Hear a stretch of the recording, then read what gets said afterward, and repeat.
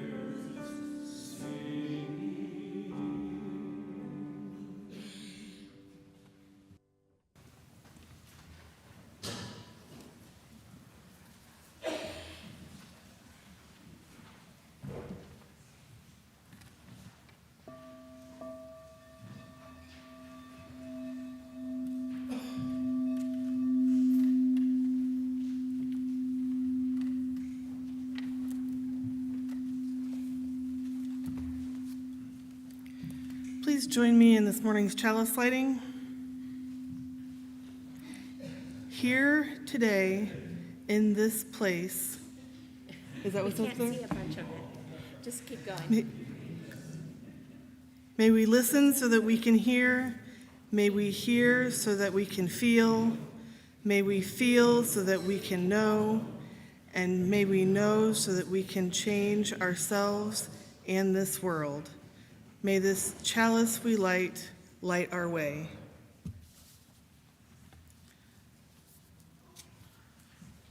Good morning. I'm Melissa Rowland, past president of your board, and it is a pleasure to welcome you to St. John's Unitarian Universalist Church this morning. Here we offer a community of hope, a community that can journey with you through life. A warm welcome in particular to our visitors, both in person and online this morning. St. John's is proud to be a welcoming congregation.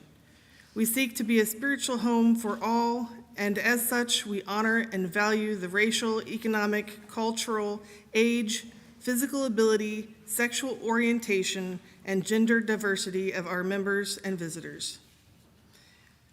There are many great things happening at St. John's. Please review your order of service, and you may want to check out the TV in the lobby or bulletin boards in our fellowship hall.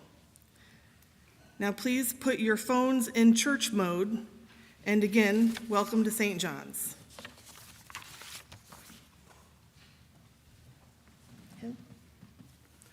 Please rise in body or spirit for hymn 346.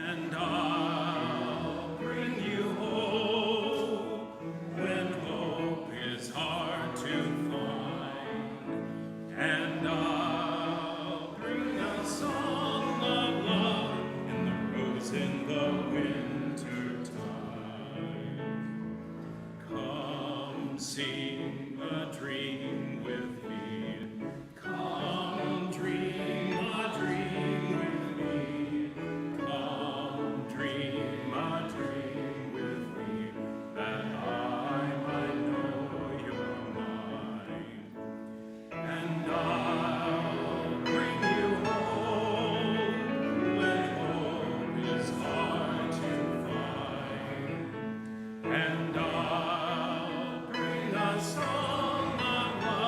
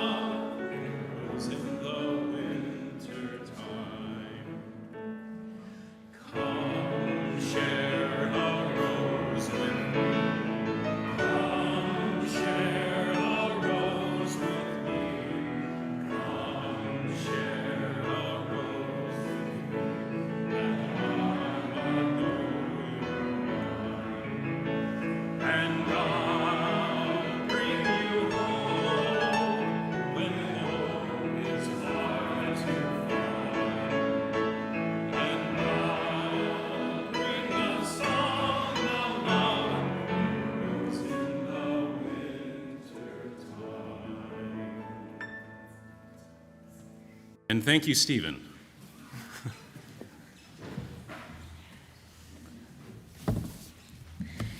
I invite you to join me in reciting our affirmation. Some of you remember it, and just for the rest of you, just whatever words you see up there.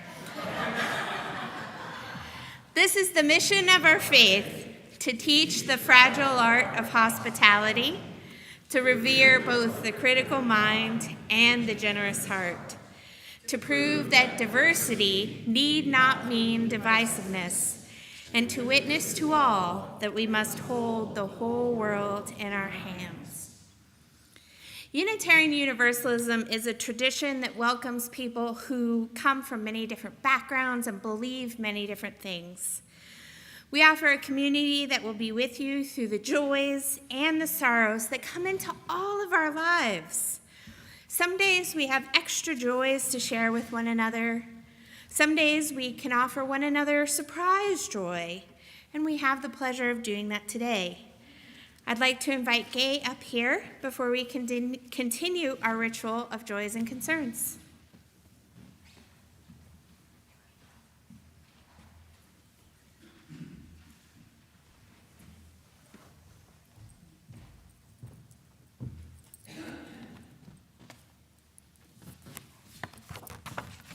Good morning, everybody. Good morning. Our Spirit Connection team's main focus has always been to promote and provide opportunities for folks to connect with each other and to all the St. John's activities.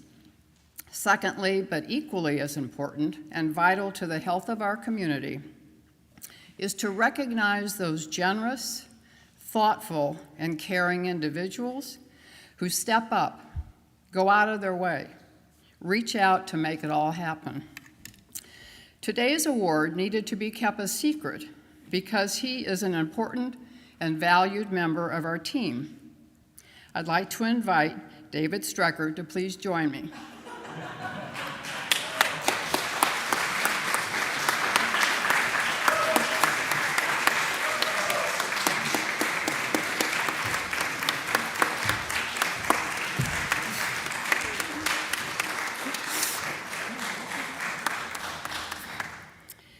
We're not sure anyone in our congregation represents the idea of spirit as much as David.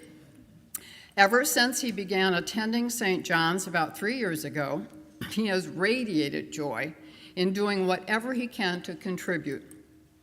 He helps during coffee hour nearly every Sunday. He sets up and tears down before and after events in Coal Pfeiffer. He volunteers for Found House. He helped with the auction. He helped with church cleanup when Jeff was away. He was at the yard sale to help. He also made a presentation to the men's group. He asks penetrating questions to make us all think. He participates in the meditation group and in the chalice groups.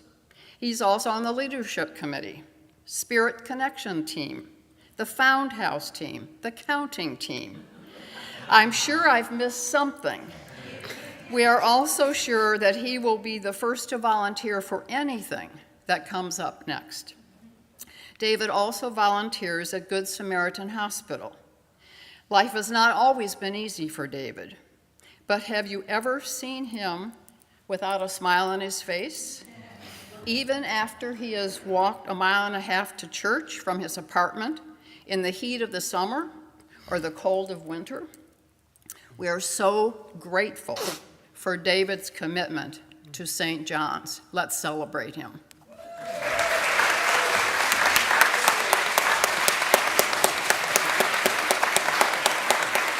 Just a little token.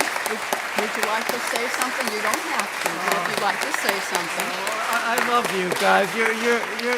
You're my family. I just love you guys so much.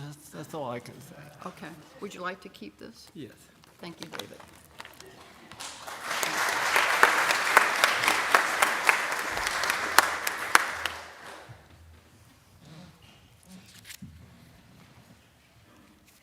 Each week at St. John's, we honor the experiences in our lives with the ritual of joys, stones for joys and concerns.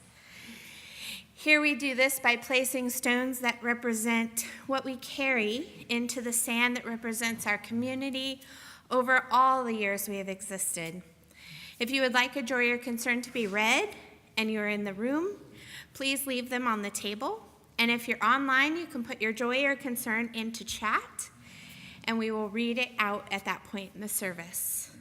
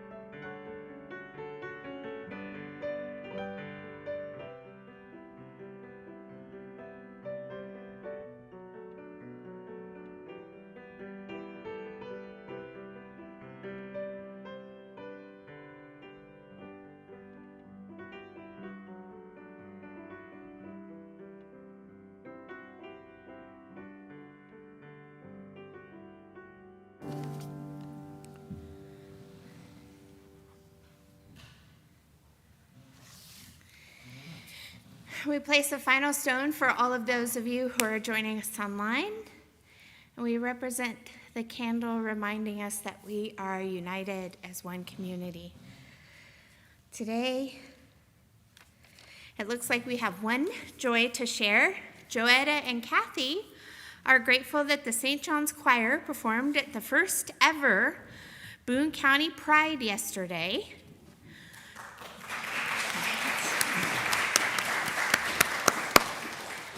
250 members of the LGBT plus community and our allies joyfully celebrated together, undaunted by a group of 30 religious protesters that included one of the county commissioners. Thank you for doing that. And thank you to the choir.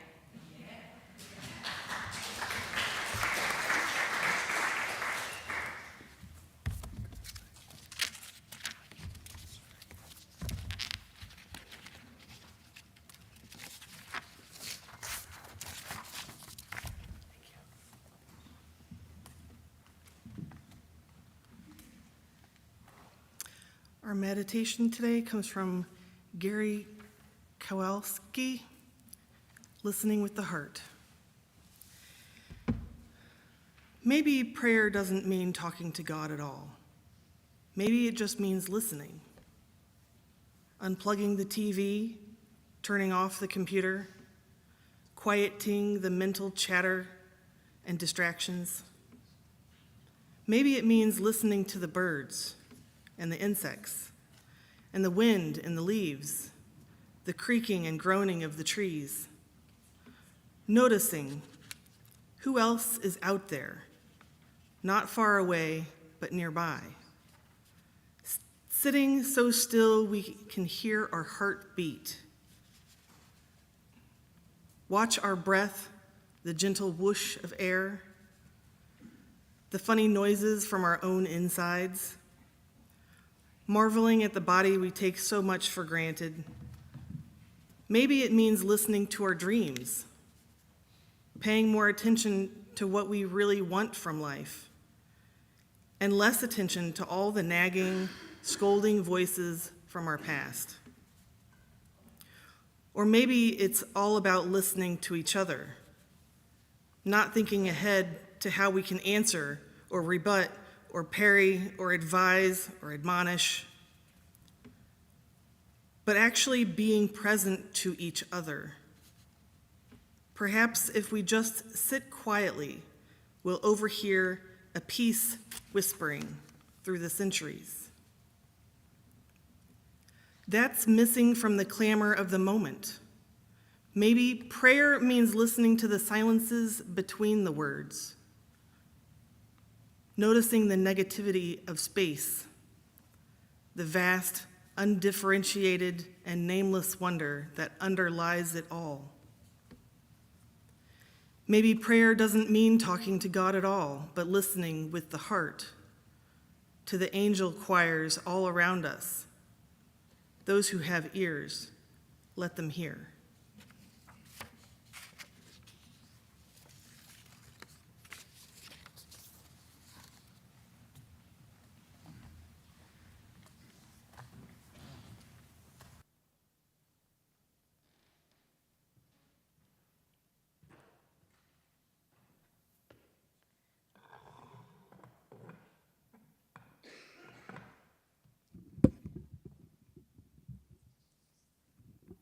Once in a while, we find that all our families are gone at the same time. It seems this might be that day. I hope they're having fun together. And we still believe that the story for all ages is a story for all of us. It's not just when we have children here or children in the room. And I'm doing something I have not done with you all before. I'm reading a book. So you should be able to see most of the picture. It's getting better up on the screen as I read the book for you. This is called The Rabbit Listened by Corey Dorfield. And it's a lovely story.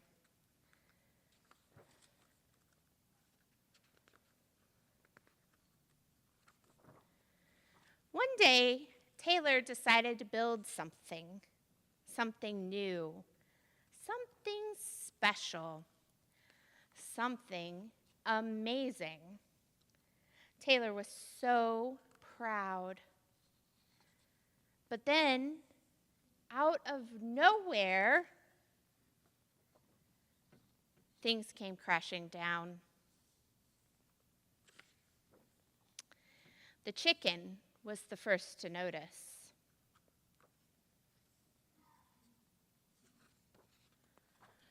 Cluck, cluck, what a shame. I'm so sorry this happened. Let's talk about it. Cluck, cluck. But Taylor didn't feel like talking, so the chicken left. Next came the bear. Grr, rah, how horrible. I bet you feel so angry. Let's shout about it. Grr, rah, rah. But Taylor didn't feel like shouting, so the bear left. The elephant knew just what to do. Trumpet-ah, I can fix this. We just need to remember exactly the way things were. But Taylor didn't feel like remembering, so the elephant left. One by one they came. The hyena, hee, let's laugh about it. The ostrich, gulp, let's hide and pretend nothing happened. Resonates, huh? The kangaroo, tisk, tisk, what a mess. Let's throw it all away. And the snake, shh, let's go. knock down someone else's.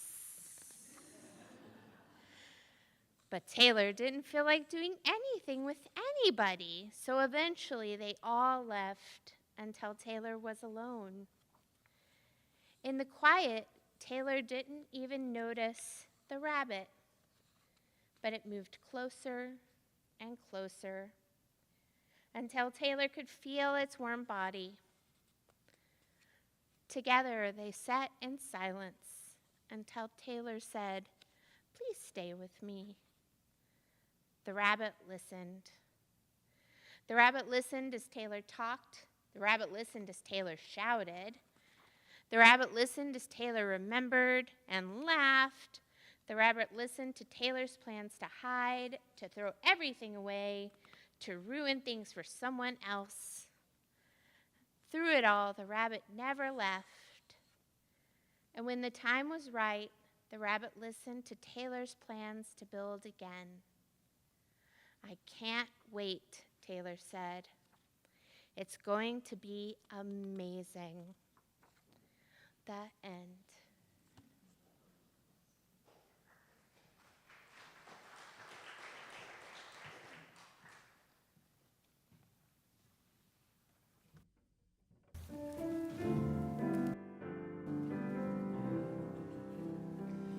May our mind be open to new learning. May our lips bring truth into the world. May our hearts know love and our hands to the work of justice as we go our way in peace. May our mind be open to new learning. May our lips bring truth into the world. May our hearts know love and our hands to the work of justice as we go our way in peace. As we go our way in peace.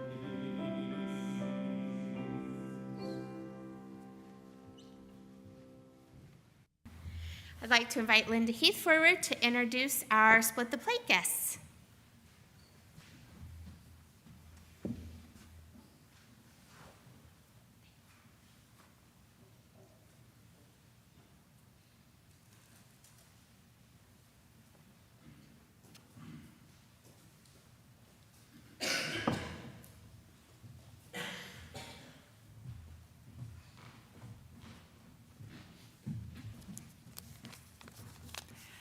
I'm Linda Heath, a member of the Outreach Committee. Our Split the Plate for October is Angel's Arms Free Store on Baltimore Avenue.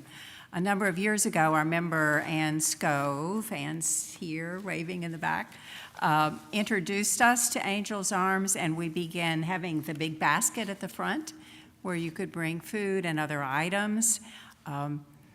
This is the same organization, but we thought it was a nice time to let them tell us more about what they do.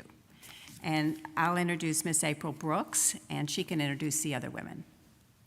Thank you.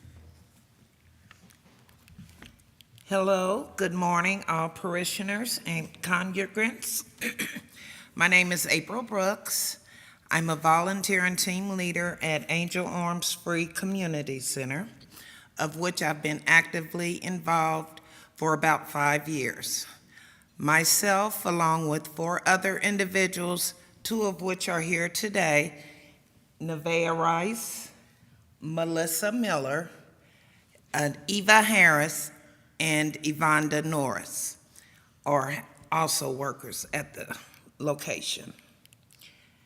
Angel Arms is a special store that embodies the spirit of giving. We take in donations with open hearts, and these items find their way to the impoverished, underprivileged, and basically anyone in need. Every donation made to Angel Arms is a gesture of love. Money raised doesn't just go into the abyss. It's reinvested to purchase more goods and products to even reach more individuals and families. This is a reminder the profound impact one community can make.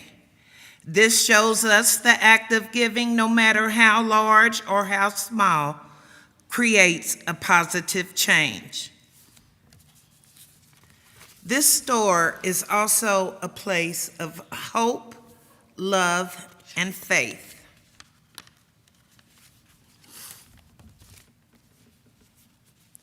As we reflect on our work today, remember that our small acts of kindness, contributions, and willingness to lend a hand, things that help connect or things that help communities. Let Angel Arms be an inspiration to continue to uplift and support those around us. May we all carry forward the spirit of generosity that Angel Arms tries to amplify. Together, let us create a world where every person has the opportunity to feel valued, supported, and loved. Thank you.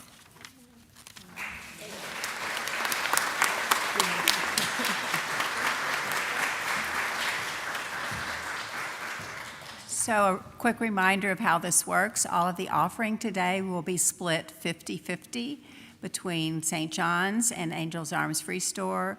You can have 100% to Angel's Arms with a check and putting 100% in the memo line, or there are envelopes around. You can put money in the envelope and on it say Angel's Arms. Nancy has some of those envelopes with her. You can also donate during the rest of the month, and you can donate online. Any of the online donations will be split 50-50 with the church and Angel's Arms. Thank you.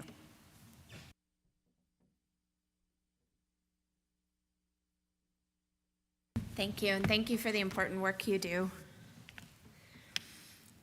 We give to remind ourselves how many gifts we have to offer. We give to remember that we are part of something bigger than ourselves. We give because we believe in music and sacred space. We give with the faith that together we have enough. We thank you for your offering today.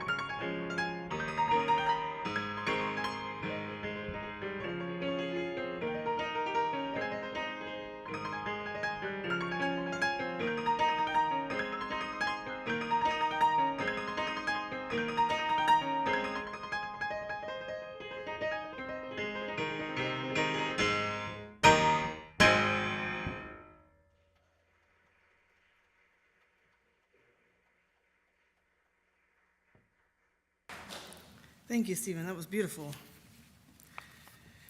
Our reading today comes from Reverend Leslie Takahashi, Marginal Wisdom.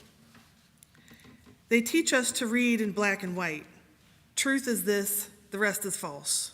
You are whole or broken. Who you love is acceptable or not. Life tells its truth in many hues. We are taught to think in either or, to believe the teachings of Jesus or Buddha, to believe in human potential or a power beyond a single will. I am broken or I am powerful. Life embraces multiple truths, speaks of both and of and. We are taught to see in absolutes, good versus evil, male versus female, old versus young, gay versus straight. Let us see the fractions, the spectrum, the margins. Let us open our hearts to the complexity of our worlds. Let us make our lives sanctuaries to nurture our many identities. The day is coming when all will know that the rainbow world is more glorious than monochrome, that a river of identities can ebb and flow over the static, stubborn rocks on its course, that the margins hold the center.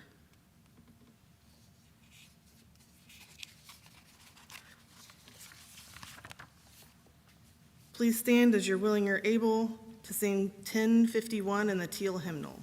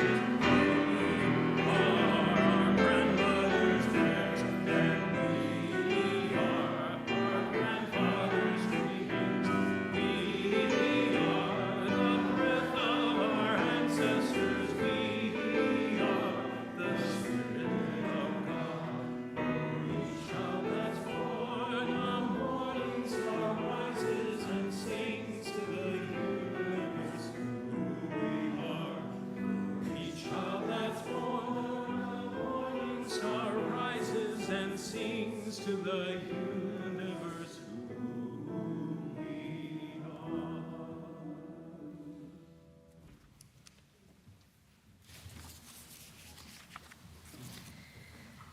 In 2014, the new U.S. ambassador to the United Kingdom Matthew Barzin, was puzzled when he noticed a plaque on the wall near the embassy. It read, "Major General Benedict Arnold, American patriot, resided here from 1796 until his death, June 14th, 1801. Now, being from the United States, he had never encountered anyone who would consider Benedict Arnold an American patriot. British, maybe. And for folks who don't remember, Benedict Arnold was a member of the Continental Army in the Revolutionary War and a hero of several battles who eventually became a spy for the British and was caught planning to reveal George Washington's army's location at West Point. There's a reason his name is synonymous with traitor. Matthew Barzin, the ambassador, had to get out of his car to look more closely. He says, examinations of the flags at the bottom of the plaque offer a clue that the intent was perhaps more pointed. They were a Union Jack and a standard of the colonial British America. Could it be a case of the bitters? Well after Arnold's death, did his patrons still refuse to consider the U.S. a legitimate nation? So he decided to write a blog post, as you do, and ask anyone who might have more information to reach out. A local newspaper picked this up, and eventually he got the rest of the story. It turns out a private British citizen named Peter Arnold, whose own family line split from Benedict's 150 years before Benedict was born, was behind the sign. Peter felt Benedict was misunderstood. A news article about the story quotes Peter Arnold as saying, his heart was in America, and he felt that what he was doing was in the interest of America as a country and the people who live there. At the end of the day, he didn't think that they should be divorced from England and the king, he said, so somebody loved us. History is all about the stories we tell one another. It teaches us more than facts. History can teach us important lessons about who we are and about who we want to become. And it's almost always about perspective. From the British side of the aisle, Benedict Arnold was a loyalist. He was someone who wanted the states to remain loyal to the commitment they had made or been born to be a part of the United Kingdom. From that view, the founding fathers were traitors to America. It isn't just historical anecdotes like the ambassadors that remind us there can be another side to the story. Fiction often contains such lessons. How many of you have recently seen The Wizard of Oz? Not very many recently. Growing up in Kansas, we were basically contractually required to see it once a year. Everyone knows that the Wicked Witch of the West was the evil character in this story. We know it. She was the one trying to defeat Dorothy and oppress the people around her. Do you remember why she hated Dorothy? Right? What if she was also angry with the wizard for a good reason? Would that change things? By now, you may have also heard of or even seen the musical Wicked. Yeah. Or you may have read the book on which it is based. I hear that next month there's even a film version coming out. The story of Wicked tells of a girl, Elphaba, who was shunned from birth for the ways she was different from everyone else, for her green skin. When she goes to school, she's paired with a roommate named Glinda, who eventually becomes Glinda, Good Witch of the North. Elphaba is pushed to the margins herself and develops a friendship with animals who can talk. Elphaba discovers that her hero, the wizard, is oppressing and harming the animals who are her friends. She rebels and fights back. The book and the musical completely fit within the story we know, but taken from Elphaba, from the Wicked Witch's perspective, we see different possibilities. And that's what stories can remind us about. Stories teach us about possibilities. They give us, as human beings, the chance to examine ourselves from outside of our lives. And there are other areas of our lives where the story we've heard, often told by the winners, is missing so many parts that perhaps it's a different story altogether. What would it have meant to us if we had heard the second story first? If everything we understood about Oz was from the perspective of Elphaba rather than Glinda and the wizard? What other stories might we be missing? I think it's particularly poignant right now as the country struggles with the upcoming election. As you look around you at this congregation, at our state, at our society, at our world, whose story is missing? There are reasons we have days like Coming Out Day and Indigenous Peoples Day. They remind us of some of the stories and storytellers we might have overlooked. When we look around us, whose stories do we need to hear? And how do we start to hear them? In 2017, at the UU General Assembly, Brian Stevenson told the gathering of thousands of Unitarian Universalists that in order to hear stories, we need to do 4 things. One is we need to step into our discomfort. So it's okay to acknowledge to yourself that there are some people, some stories, some perspectives we are more comfortable with than others. In fact, being ashamed of this or refusing to acknowledge it can hold us back. Our Universalist ancestors remind us that we need not fear hellfire for being human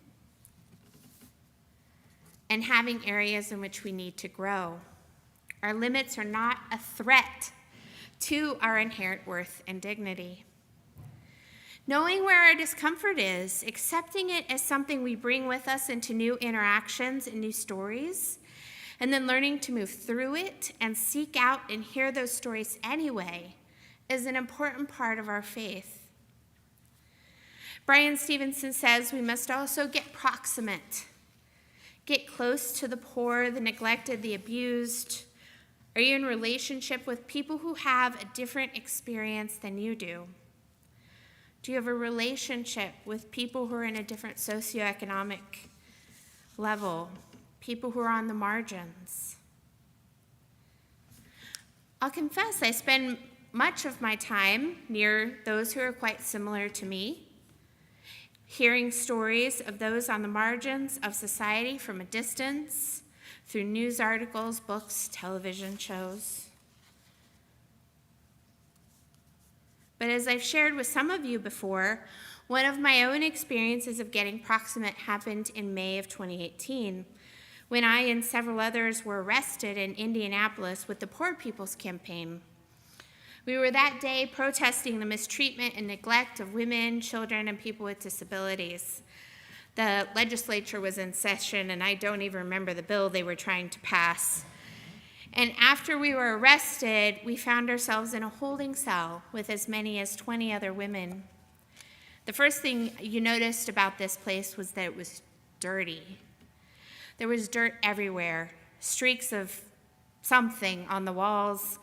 The vent at the top had so much dirt that it was sticking out in clumps of about 3 inches. People were crammed into a highly air-conditioned room with whatever they happened to be wearing on that hot day, not nearly enough to stay warm. Women lay across the concrete benches sleeping or sitting and chatting with one another, and the only source of water was attached to the top of the toilet, which was behind a low wall in the room. No one had access to soap, although when the person processing us medically offered a one-time squirt of hand sanitizer, everyone got in line. Arrested around 5 p.m., we were there overnight. Those of us who were arrested together sat approximately near each other on the dirty floor. And there weren't enough spaces on the concrete benches by this time as other people began to fall asleep. At some point, I think around 4:30 in the morning, we were given a sandwich for dinner, which I couldn't personally eat because of food allergies. We were given a small 1/2 cup paper container of apple juice and told to keep it because that was the only cup we were getting. And it would be the only way to carry drinking water from the top of the toilet back into the rest of the room. There wasn't a clean place to put the cup, And I found myself guarding it like it had suddenly become the most precious possession I owned. When we reached the point of exhaustion, we fell asleep near each other, some sleeping on their knees, some sleeping on the floor using shoes as pillows. Humans need such basic things. We have a need to rest, to have water, to be clean, to be in surroundings that feel safe. And in this situation, even the ability to know what time it was taken from us. There wasn't a clock or access to other information. We'd been arrested, and the entire point of the system was to demoralize us and dehumanize us in the eyes of the guards. Human beings do not easily move toward imprisoning and mistreating others. The structures of the building and routines were designed to divorce the jail staff from their humanity and ours. Before the protest that day, the idea of getting arrested terrified me. Turning over control of my time and my choices to a justice system that I didn't trust was not something I wanted to do, but I felt called. The people we were standing on the line for, their needs were greater than my fears. And I had told myself that risking arrest was an important part of my ministry as a UU that day. What I didn't realize, though, was that the arrest itself would in some ways be the least important part of that experience. When we were being held with the other women and explained why we were there, which everyone decided to do for each other, like the whole room, a group of 3 women we met in the holding cell began telling other women who were brought into the room, "Those women got arrested for poor people. They care about us. Ain't nobody ever done that."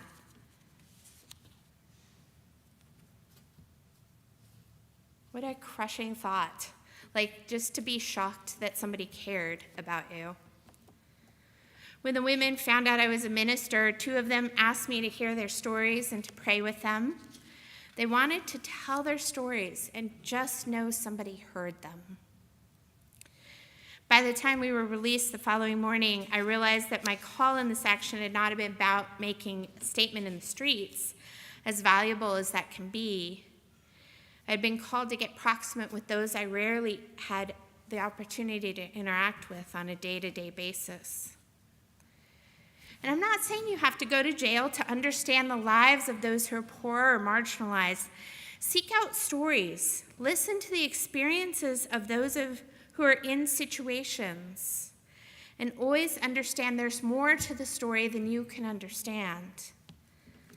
Watching TV shows and reading or listening to the stories about the experience of those in prison had not prepared me to feel that terrible desire for release, anger, the emotional pain that comes from being trapped in a filthy cage with no sense of time, no safe food to eat, and no idea what was going to happen next. And my brief experience of that environment leaves me still with little understanding of the lives and stories of those women who were not released the next morning, who were instead stripped of their own clothes and moved to another cell to wait a future trial date. As I say this, I think about others who are unsafe, who are trapped in situations they can't control. I think of beloveds throughout the southeastern United States who've had their lives ripped away by a storm that may not have happened if we human beings had more care for the planet that houses us. I think of those who remain in captivity. Almost 100 hostages stolen from Israel remain captive, underground someplace, unable to make their own choices for over a year. Their families have no idea how many of them still live. And in Palestine, tens of thousands of civilians killed in response, thousands more left without food, safe water, or medical care. In the U.S., even this has become a political football, with it seeming like everybody is declaring which side they support. But until we get proximate, we are like those who've only read the story of the Wizard of Oz and have never heard the story of Elphaba. We rely on simple headlines, bumper stickers, slogans, and social media memes. And from a safe distance, when we fail to get proximate, we can't hear people's stories.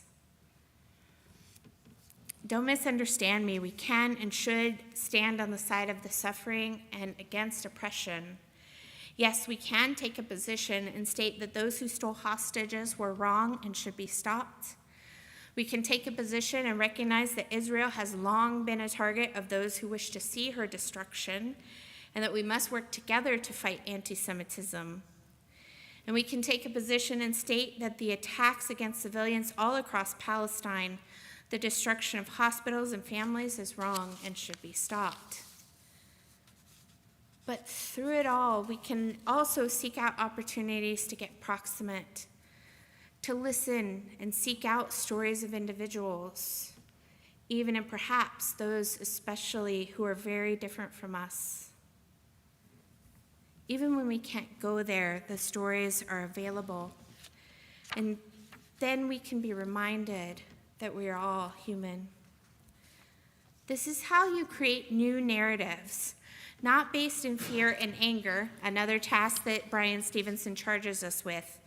Let the stories you learn teach you to question your own perspectives and approach what you know with humility. Siding with love as we approach the as we approach this situation gives us a chance to see when our current narratives are missing a part of the story. And as humans, we will always be missing a part of the story. But when we get proximate and create new narratives not based in fear and anger, we can work together to tear down the systems that erode solidarity, responding to our call as Unitarian Universalists to promote justice, equity, and compassion in human relations. This is how we do the remaining task on Stevenson's list. Keep hope alive. Hope that we can find justice. Hope that we can draw the circle wider, bringing in those whose narratives may be very different from our own. My beloved spiritual companions, whose stories are we missing in this congregation and in our lives? In order to find out, we need to step into our discomfort, get proximate, change the narrative, and keep hope alive. May it be so. Blessed be. Amen.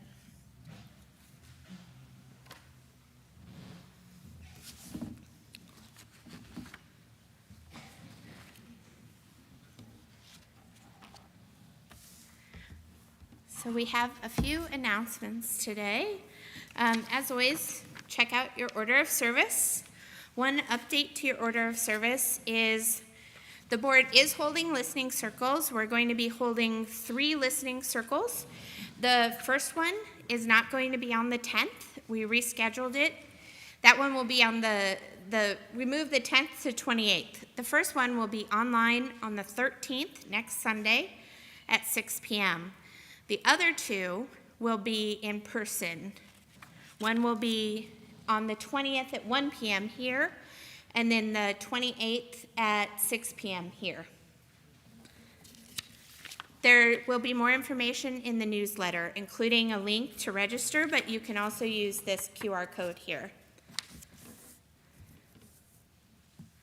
And please also note in here that we are taking a special collection for the UUA Disaster Relief Fund next week, and the collection to support Hurricane Helene victims.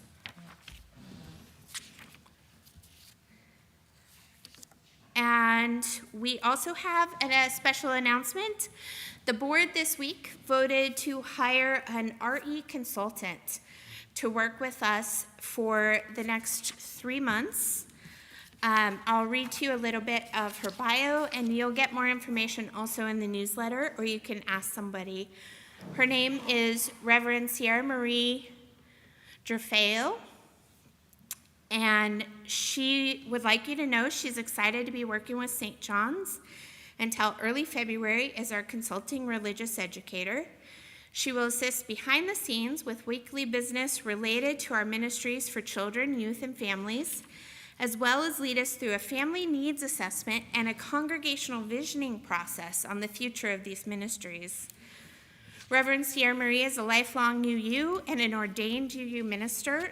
Additionally, she is an experienced professional religious educator and religious education consultant. She's done this work since 2002. She knows what she's doing. She enjoys assisting congregations as they adapt to changing times. Reverend Sierra Marie lives with her wife, 2 young adult kids, and 2 cats and an 85-pound dog in New Haven, Connecticut, and will be working with us remotely during this interim period. We'll keep talking about this, and as I said, this will be in the newsletter, but feel free to ask me or the board if you have some questions. And did I have one more announcement? Yes. What? Yes, the Out of Darkness Walk.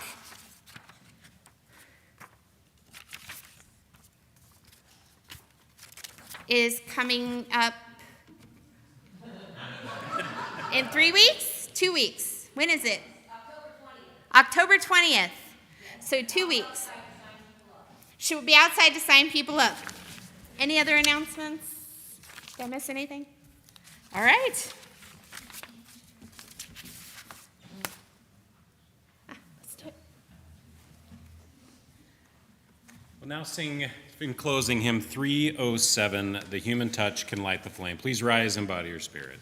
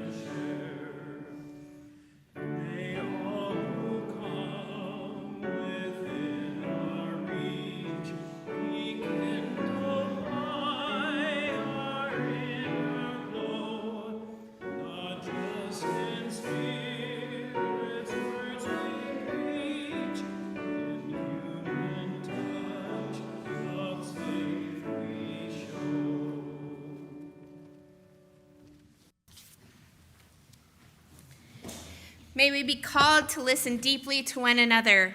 May we learn from the stories and experiences of those who don't share our identities, whatever they may be. Through those conversations, may we be inspired to change the world. Go in peace, go in love. Blessed be.